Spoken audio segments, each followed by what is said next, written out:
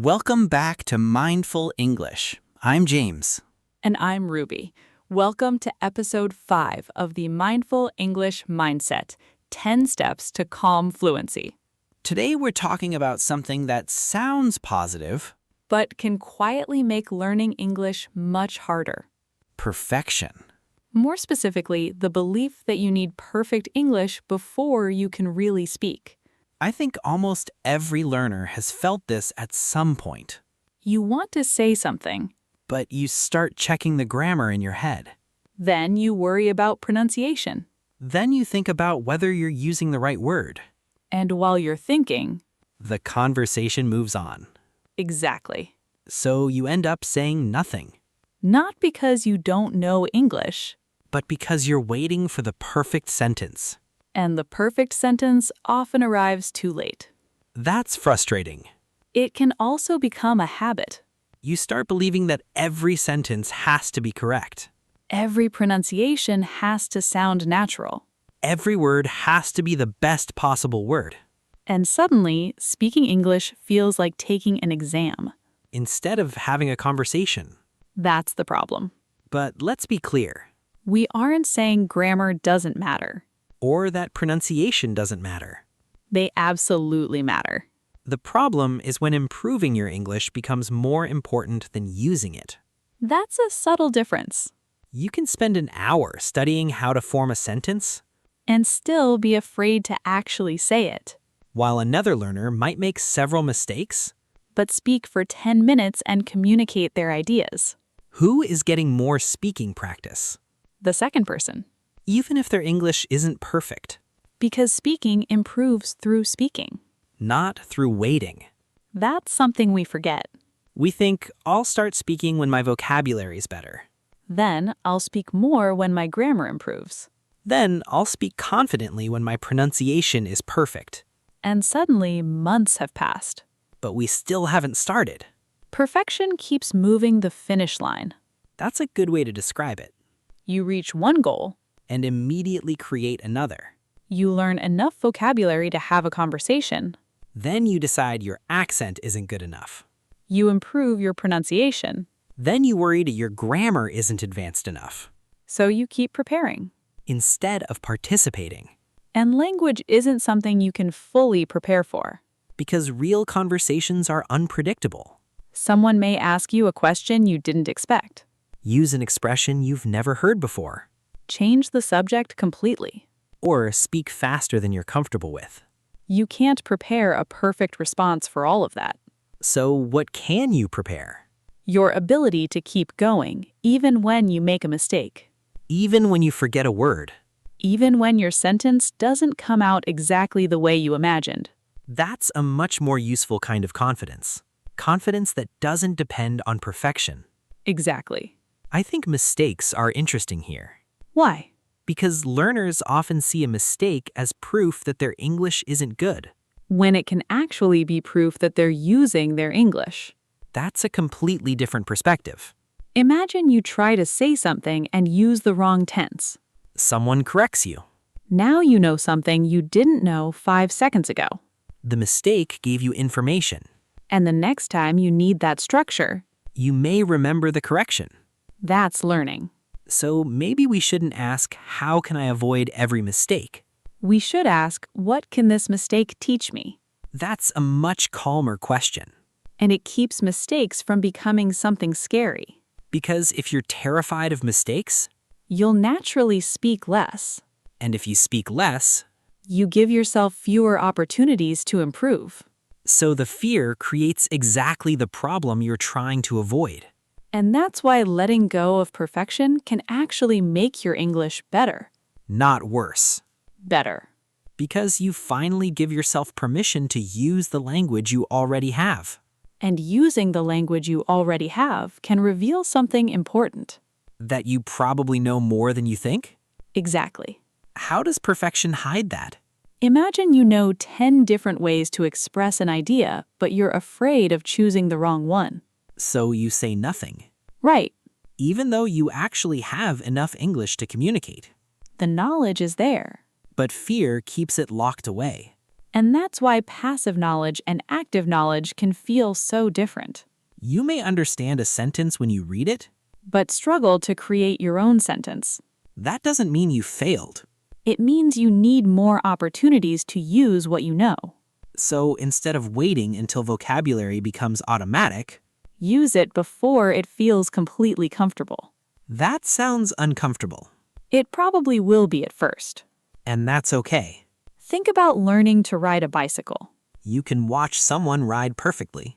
You can read instructions, You can understand how balance works. but eventually you have to get on the bicycle. And you might wobble. You might fall. You might need to try again. That's how the skill becomes physical. Speaking works in a similar way. Your brain knows the language, but your speaking needs practice too. So mistakes are part of building that connection. Exactly. There's another form of perfectionism I notice in English learners. Which one? I'm talking about comparing themselves with native speakers. That's a dangerous comparison. Why? Because you're comparing your learning process with someone's finished ability.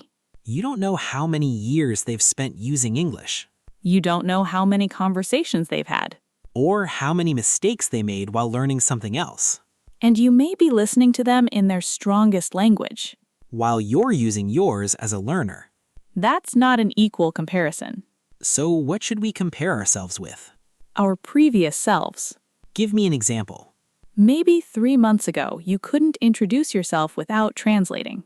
Today, you can do it naturally. That's progress. Maybe you used to avoid speaking because you were embarrassed. Now you can have a short conversation. That's progress too. Maybe you still make grammar mistakes.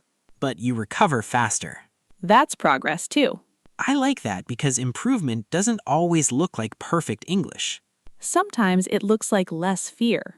Sometimes it looks like faster responses, Sometimes it looks like understanding a sentence without translating it. or continuing after forgetting a word, Those changes are easy to overlook. especially when you're focused only on what you can't do. That's another trap perfectionism creates.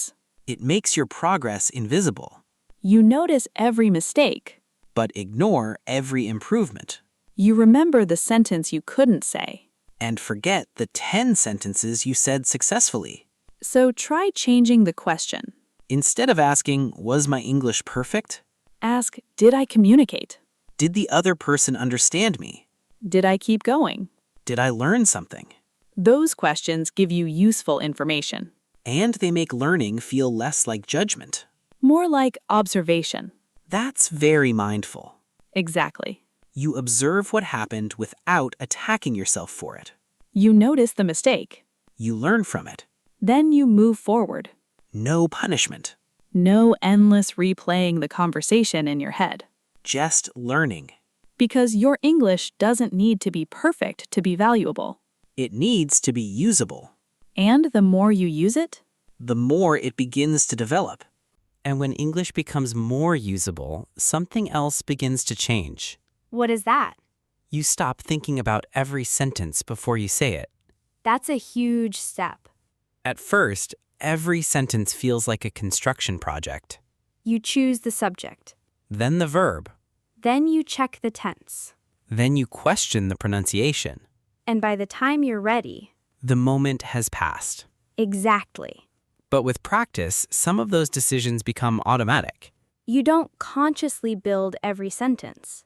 You start recognizing patterns, Common phrases become familiar. and your responses become quicker. That's one reason repetition matters so much. But not mindless repetition. Meaningful repetition. Use a phrase in different situations. Hear it from different speakers. Say it yourself. Change one part of it. Then use it again later. Eventually, the structure starts feeling natural. So fluency isn't necessarily about learning something new every day. Sometimes it's about making what you already know easier to access. That's an important point. Learners often chase new vocabulary constantly. 10 new words today. 15 tomorrow. Another list the day after. But if you never use those words, They remain passive. exactly. Meanwhile, a simple expression you use 20 times can become part of your active English. So maybe we should stop being impressed by the number of words we know. And start paying attention to the words we can actually use. That's a healthier measurement. Definitely. There's also something powerful about simplifying your English. What do you mean? Sometimes learners avoid simple sentences because they think advanced English sounds more impressive. So instead of saying, I don't understand, they search for a complicated expression. Or instead of saying, I'm tired, they try to find a sophisticated synonym. But simple doesn't mean childish. Exactly. Native speakers use simple language all the time. Especially in everyday conversations. Clear communication is often better than complicated communication. And when you're learning, simplicity can give you confidence. You know the sentence, you understand how it works, you can pronounce it. So you can actually use it. That's far more useful than knowing a complicated expression you can't comfortably say. I think this is where perfectionism and fluency go in opposite directions. How? Perfectionism says, don't speak until you're ready. Fluency says, speak so you can become ready. That's a powerful difference. One keeps you waiting. The other keeps you moving. And moving doesn't mean rushing. Right. You can speak slowly. You can pause. You can correct yourself. You can say, let me try that again. That's still communication. In fact, self-correction can sound completely natural. I went there yesterday. Actually, no, I went there 2 days ago. You corrected yourself and continued. No disaster happened. No conversation ended. That's real language use. So maybe we need to stop treating every correction as a failure. And start seeing it as part of speaking. Because fluent speakers correct themselves too.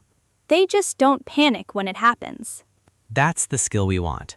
Not never making mistakes. But staying calm when mistakes happen. And that takes practice.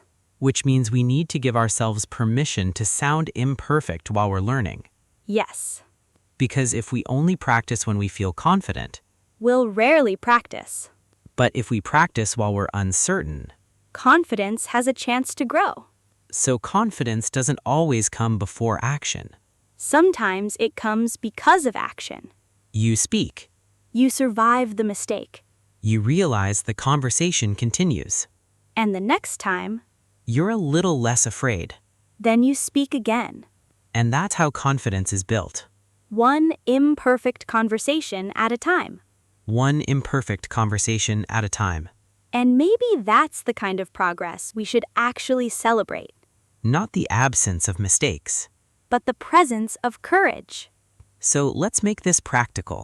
Here's a small challenge for everyone listening. Choose one situation this week where you normally overthink your English. Maybe sending a voice message, Answering a question in English. speaking to a language partner. Or even talking to yourself for a few minutes. Before you start, make one promise. Don't try to sound perfect. Try to communicate. If you forget a word, explain it another way. If you make a grammar mistake, keep going. If you need a second to think, pause. And if you realize you said something incorrectly, Correct yourself and continue. when you're finished, don't count your mistakes. Ask yourself 3 things. What did I manage to express? What felt easier than before? And what is one small thing I can improve next time? That's a much healthier way to measure progress. Because you're focusing on movement, not perfection. And remember, your English doesn't need to sound exactly like someone else's. Your accent doesn't erase your progress. A grammar mistake doesn't erase your message. And a forgotten word doesn't erase everything you know. You're learning a language. You're not performing a perfect version of yourself, That's something worth remembering. especially on the days when English feels difficult. There will be those days. Of course. Some days you'll speak easily. Other days, even simple sentences might feel difficult. That's normal. Progress isn't a straight line. And one difficult day doesn't mean you've gone backwards. Sometimes your brain is simply tired. Sometimes you're distracted. Sometimes you're learning something new, and your old skills feel less automatic for a while. So don't judge your entire English ability based on one conversation. Give yourself the space to keep learning. Because fluency isn't a finish line where everything suddenly becomes perfect. It's a relationship with the language. The more you use it, The more comfortable you become with it, and the more comfortable you become, the less you need perfection to feel confident. I think that's the real goal. Not perfect English, Comfortable English. useful English, Honest English. English that helps you say what you actually want to say. Thank you for spending this time with us.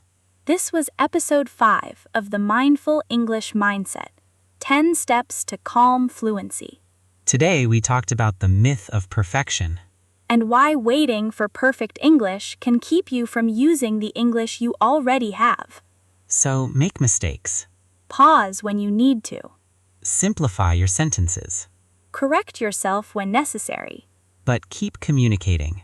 because every imperfect conversation is still practice. And every time you choose to speak instead of staying silent, You're becoming a little more confident. in the next episode we'll explore something completely different. We'll slow down and focus on mindful listening. Because sometimes understanding English isn't about knowing more words. It's about learning how to listen without chasing every single one. Until then, don't wait until your English is perfect. Use it now Learn from it. and let it grow naturally. See you in episode 6.